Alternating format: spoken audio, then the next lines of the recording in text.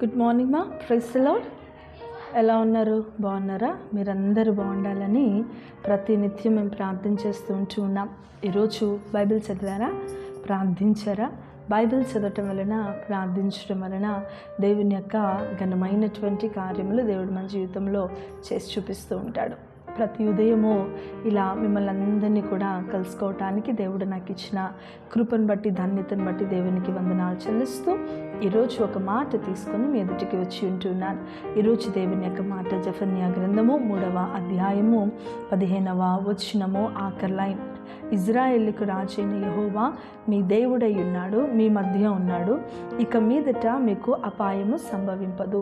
ఈరోజు దేవుని యొక్క మాట జెఫన్యా గ్రంథము 3వ అధ్యాయము 15వ వచనము.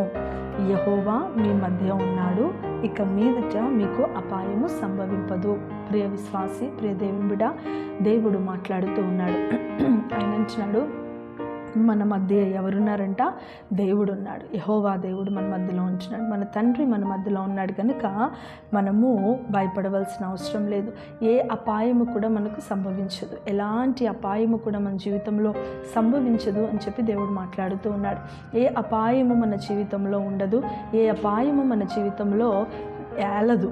ఎందుకంటే మన మధ్యలో దేవుడు ఉన్నాడు కనుక, మన మధ్యలో దేవుడు నివసిస్తున్నాడు కనుక, మన మధ్యలో దేవుడు తన యొక్క కార్యాన్ని చూపిస్తున్నాడు కనుక, మన మధ్యలో దేవుడు తన యొక్క ఉన్నతమైనటువంటి కృపను ఆయన చూపిస్తున్నాడు కనుక ఏ అపాయము కూడా మనకు సంభవించదు. కాబట్టి ఈరోజు ఏ విషయంలో నువ్వు భయపడుతున్నావు, ఏ పరిస్థితుల్లో నువ్వు భయపడుతున్నావు, నువ్వు భయపడక ధైర్యంగా నువ్వు దేవుని వైపు చూస్తూ ముందుకు నడిపించబడినప్పుడు అద్భుతమైనటువంటి కార్యము, అద్భుతమైన కృప నీ జీవితంలో దేవుడు చేసి చూపిస్తూ ఉంటాడు.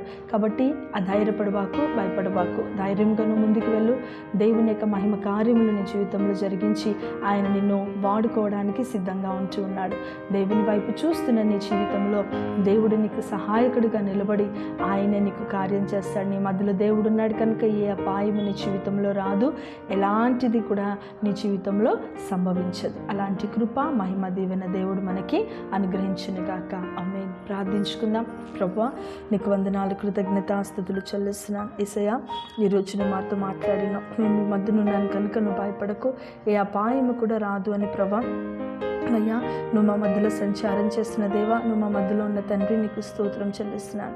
ప్రభా, నీ బిడ్డలు ఏది అడుగుతున్నారో, ఏది వారి జీవితంలో కావాలో అది నువ్వు జరిగించి నీవే మహిమ తెచ్చుకోమని దేవా, నీ అద్భుతమైనటువంటి కార్యము, కృప, నీ సన్నిధి నీ బిడ్డలపై ఉంచి ప్రభా దీవించి బలపరచండి.